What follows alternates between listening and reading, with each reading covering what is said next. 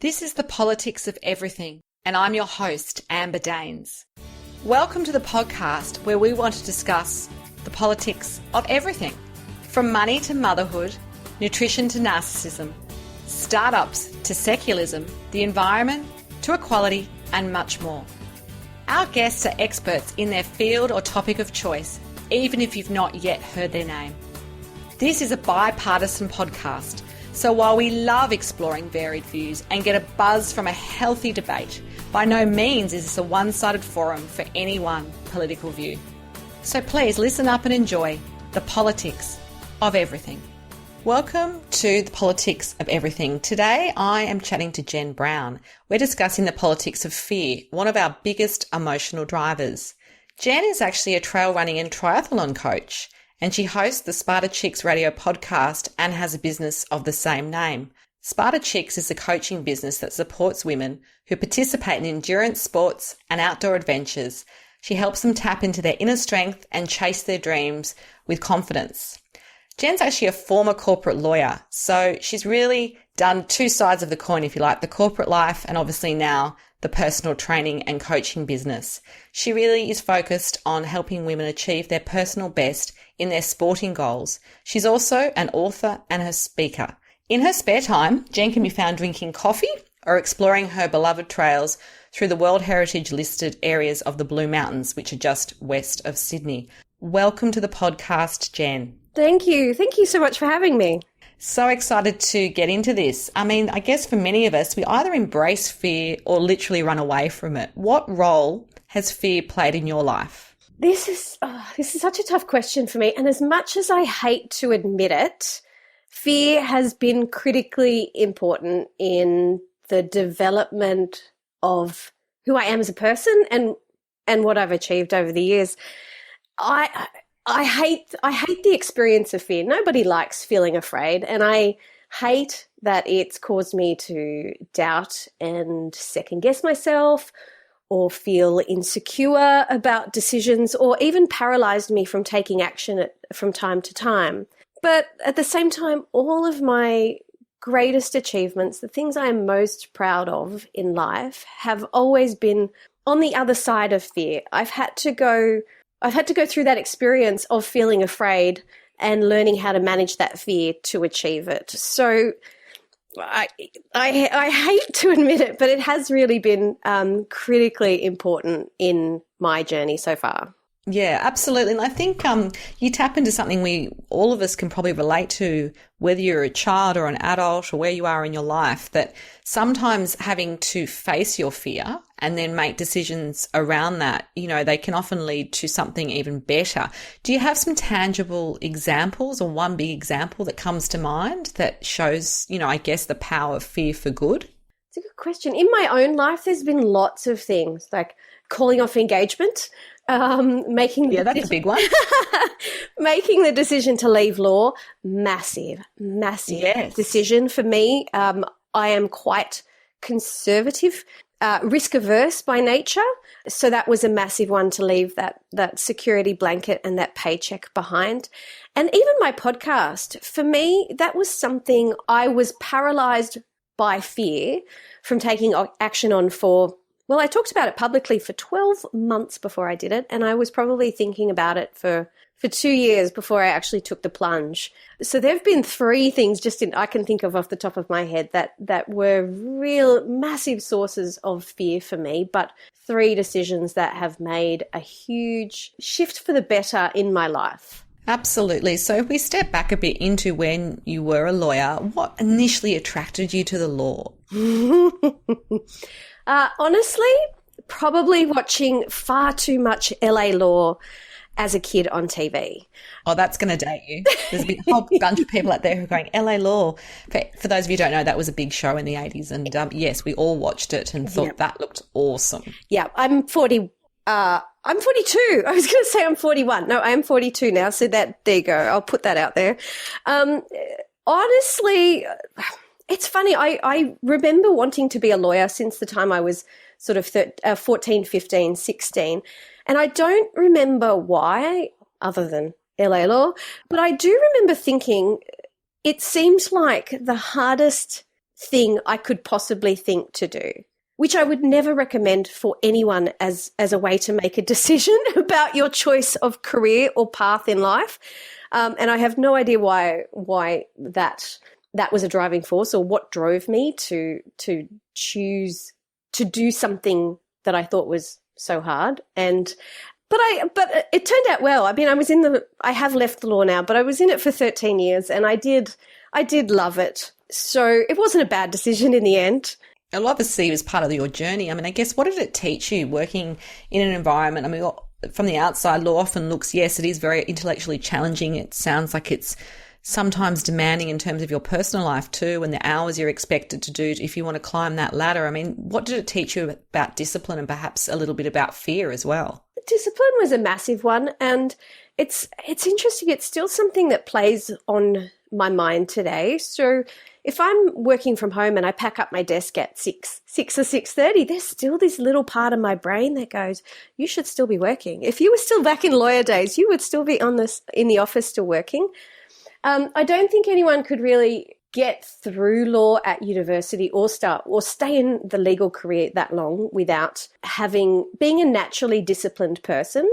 It's certainly not a profession that you can get through doing the minimum amount of work. No, it doesn't seem like that at all. It just seems like there's a lot of reading, there's a lot of preparation. Which part of the law were you working in as well? I spent 1 year as in commercial litigation and absolutely freaking hated it. And then I moved across to corporate law. So from that point on, it was all about the management of organizations, purchase and sale of businesses, shareholder arrangements, all sorts of fun stuff. I used to tease my friends who are in litigation by saying that I was the person who put deals together and they were the people who pulled deals apart. So that's such a great analogy. And I guess that's often how we see it with lawyers. It's one side or the other. And just tapping into sort of your decision to leave. I mean, were you doing trail running and triathlons while you were a lawyer? How did you really get into that space? So yes, I was. I started running somewhere around 2004, I think. I was very active through university, started working as a lawyer, and all that went out the window. Gained weight, working stupid hours, boozy lunches, the whole thing. And so I went back to the gym, and then a couple of years later, so 2004, I started running as a way to lose a bit of extra weight, as a way for extra stress relief. And then I was living in Mossman at the time, and one day I saw this little trail headed down the side of a house. I thought, I wonder where that goes. And I ran down there, and I was instantly hooked. Like, I knew in that moment I was meant to be a trail runner. I can't explain it. That's incredible. I get goosebumps just hearing you describe that. And so did you do some training? How did you get ready for your first competitive run? It just not so slowly built up. I made the classic beginner mistake of doing too much too soon, and so was constantly injured.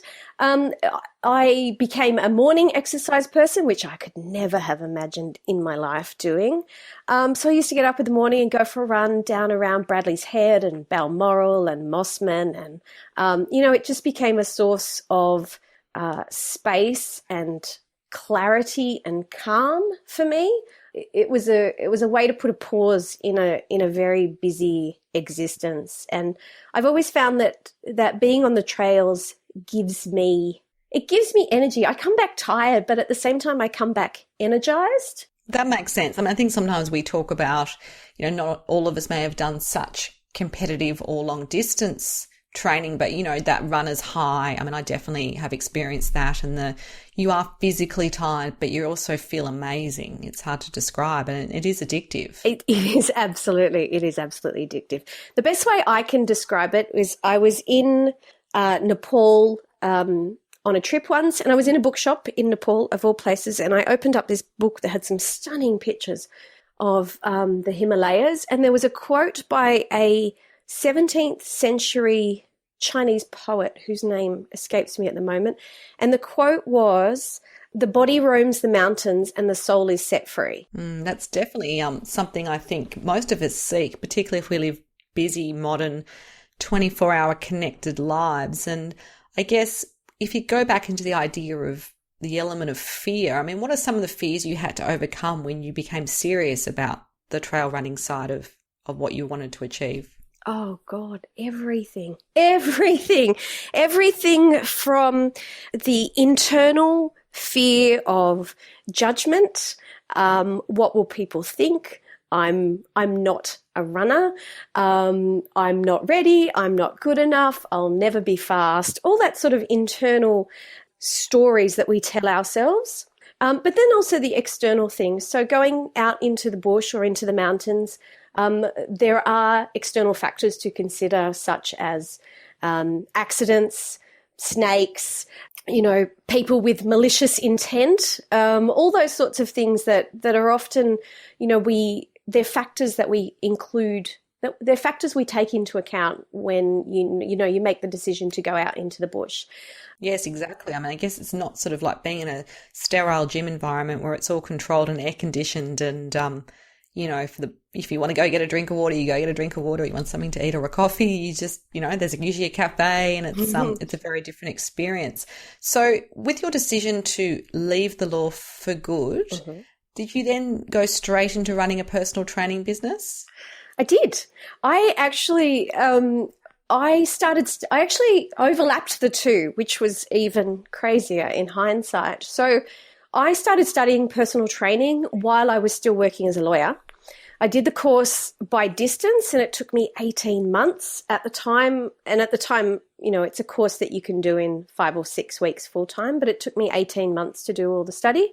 And then I started training some friends after hours who were very accommodating of my wayward hours and on the weekends, built up a business. And then I was lucky enough, I had the opportunity to go part-time as a lawyer. So I switched down to part-time hours and then was able to build the business up. And then eventually set an exit date from the law. And despite my employer at the time throwing more money and longer contracts at me, I finally had to make the decision to walk away from the law, and then shifted into full-time personal training.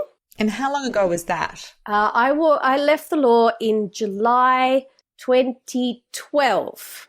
5 years. Okay, so some time ago. 2011, sorry, 2011. Okay, so we're talking sort of, 5-6 years ago. Yeah. So with that decision, you leave something where there's probably guaranteed income and then you start a business. A few of us have been there. Mm-hmm. One tap doesn't just turn on when you turn the other one off. So did you have enough clients in the beginning? How did you really, I guess, embrace the fear of being an entrepreneur? I'm still not sure I have embraced it, to be honest.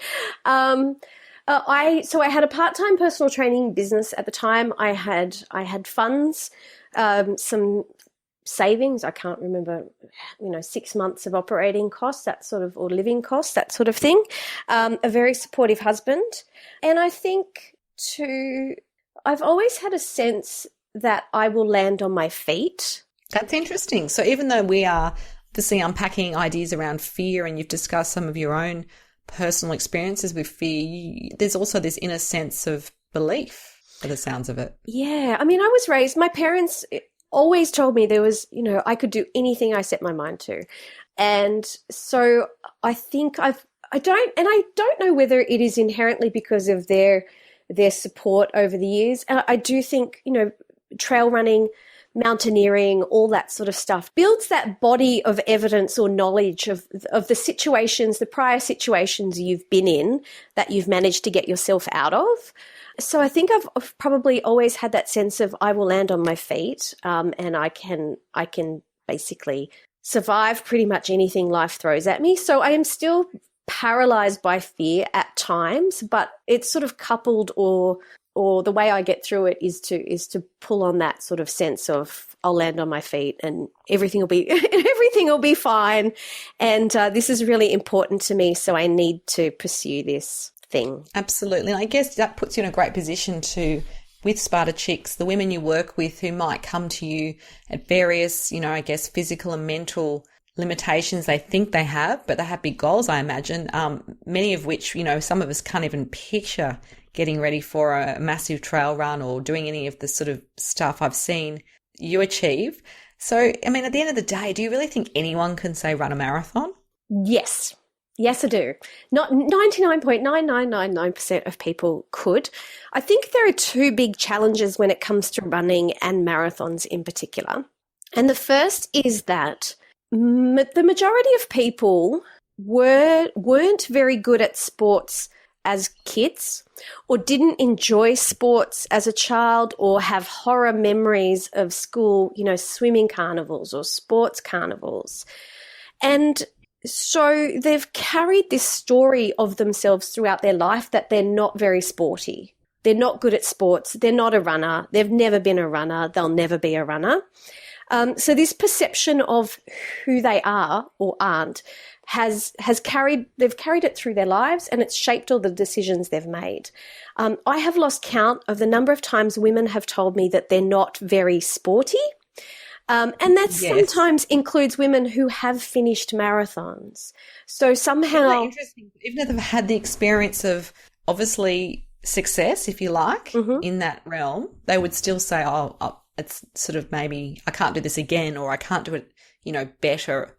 Yeah. Or I'm not a runner, even though I've finished 8 City to Surfs, because I think, thinking back to when I started running, I called myself a jogger for probably the first 6 months, because in my head, when I said runner, in my head, the imagery I had was like a 6 foot tall African man in those horrendous side split shorts, running a marathon at the Olympic Games at a pace like a Usain Bolt or someone like that. At a pace I can't even sustain to, get across the road to avoid getting hit by a bus. So in my head, I had that perception of that is a runner, and because I don't fit that mold, or I can't do that, therefore I'm not a runner. And so this narrative, this story we have about what we can and we can't do, we carry that sort of, air quotes, baggage through our lives. And so we aren't even open to the idea of being able to run a marathon. So when you work with women, obviously everyone's different, and, there's not a one size fits all approach. I mean, what are some of the ways in which you work through, I guess, the mental and the physical barriers that people might perceive are there for them? Physical stuff is actually the easiest. It is so much easier to do. And the mental stuff is what holds all of us back. The physical side is actually easy to develop. And I just think there's some basic mistakes a lot of people make that sabotage themselves. So can you give us an example? It'd be great to hear. What would be sort of the number one thing that you hear as the self-sabotaging talk, if you like? From the self-sabotaging talk, it tends to be, I'll never be a runner, or I'll never be very good at running.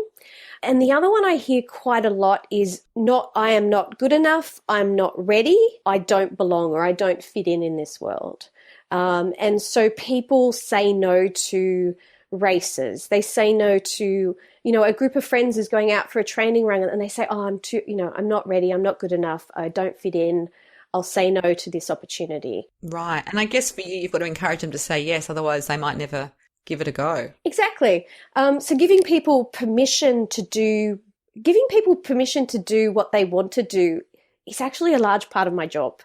And it's almost, I need to give them permission before they'll trust themselves enough to give themselves permission, in a strange sort of way. No, that does make sense. Often we are looking for validation, and I suppose your own experience and your own vulnerabilities, if you can sort of, tap into that in yourself and remember what that's like, then that must also create a little bit of a community feel for them as well, that it's not like, I haven't been where you've been, I've walked in your shoes in a similar way, and look, this is what you can achieve. Absolutely.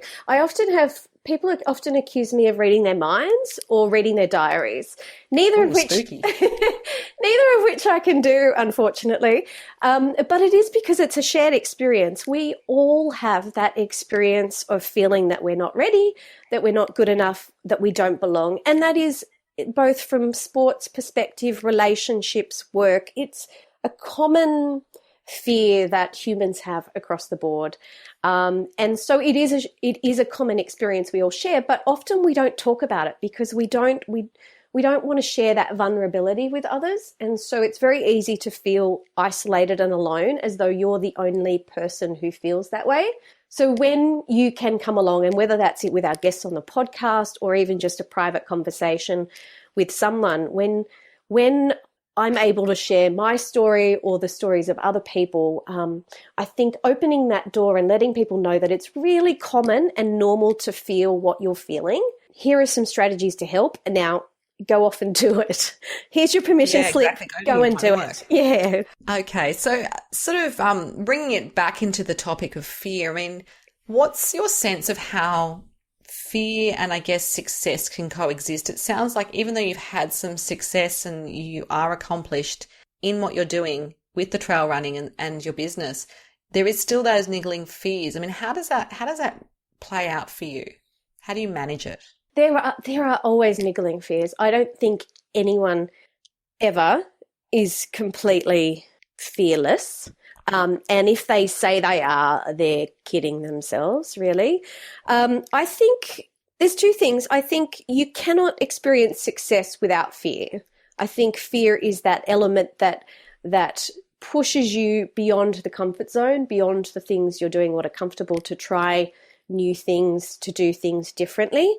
But at the same time, you can absolutely feel fear and not have success when you listen to the fear more than you listen to the goals or the dreams that you have. So even just being cognizant of the need to prioritize your fears versus what you want to achieve is one of the biggest strategies, because so often I think we just listen to our fears. Our fears are so loud in our head. They are. And often even when we've had success, you know, a lot of entrepreneurs that I've worked with in my business, and some of them are phenomenally successful, however you define success, it could be monetarily or they've won lots of awards, they still have that imposter syndrome. They still feel like they're going to be found out, even if they've got all the accolades in the world. So I think what you're saying is very relevant to all of us.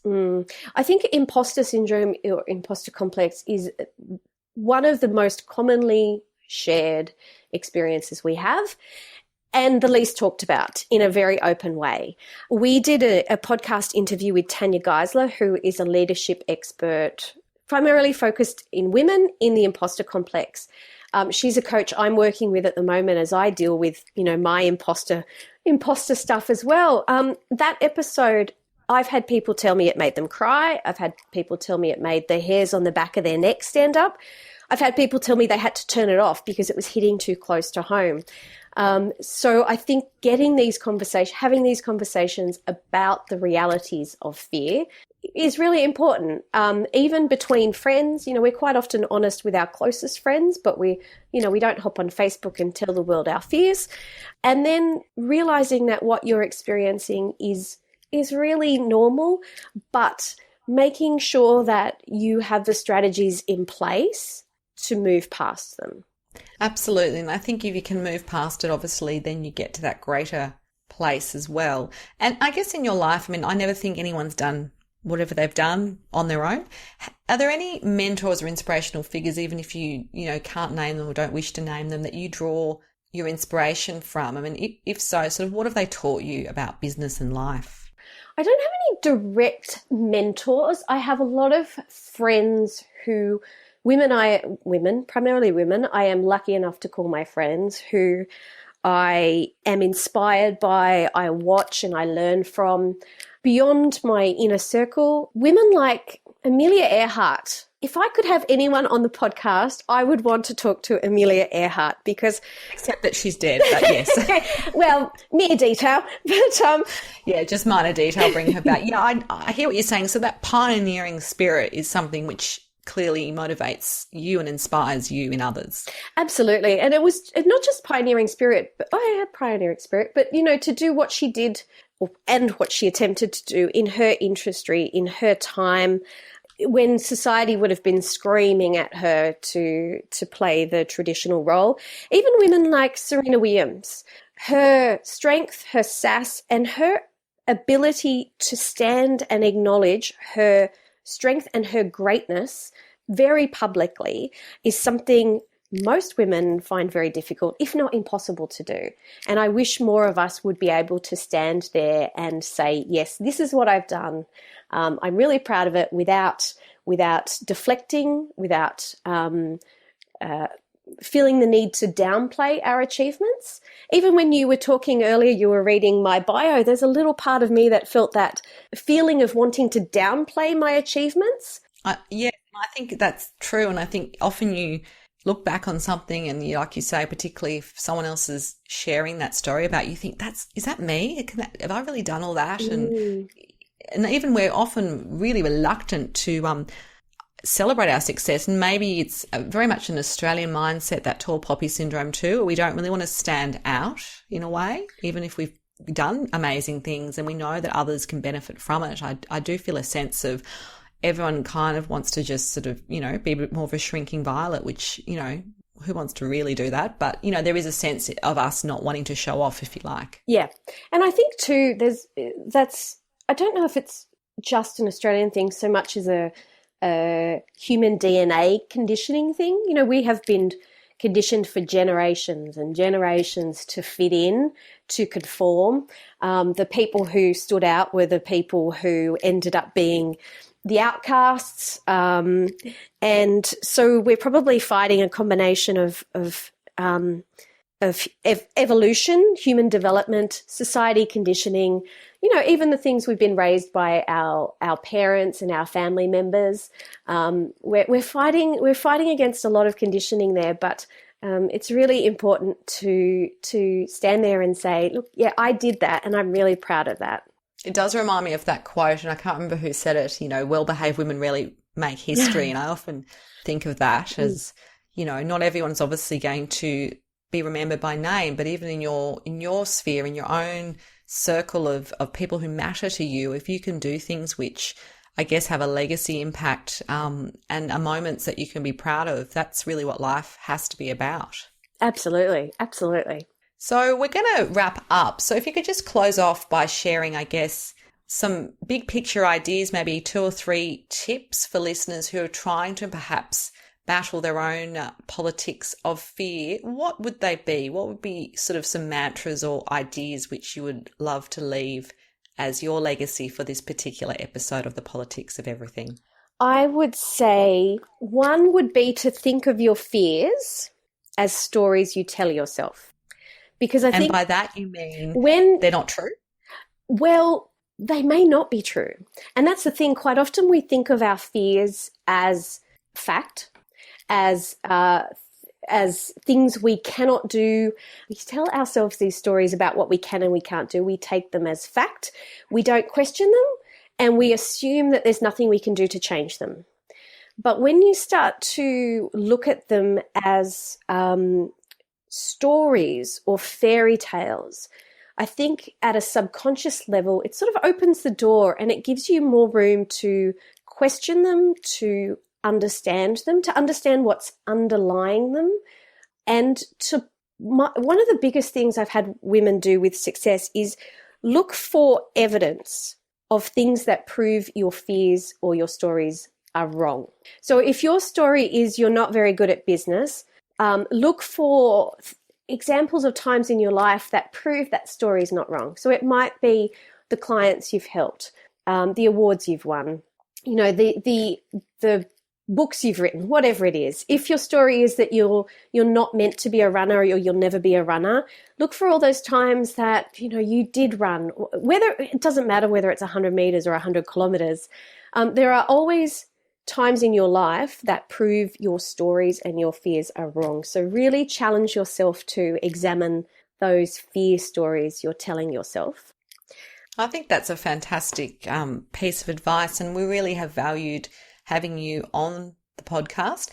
Everyone, if you want to contact Jen Brown, there will be some details of her podcast and website on our show notes. You've been listening to The Politics of Everything. I'm Amber Daines, and until next time, keep well. Thanks for listening today. If you've enjoyed The Politics of Everything, we thrive on feedback. So please add a short review and share the podcast with your network and your friends and family. I'm also always on the hunt for fabulous new guests. So if you've got a view to share and an idea how to get our listeners excited, please email me at amber@bespokecomms, that's BESPOKECOMMS.com.au, and we'll be sure to get back to you. Until next time.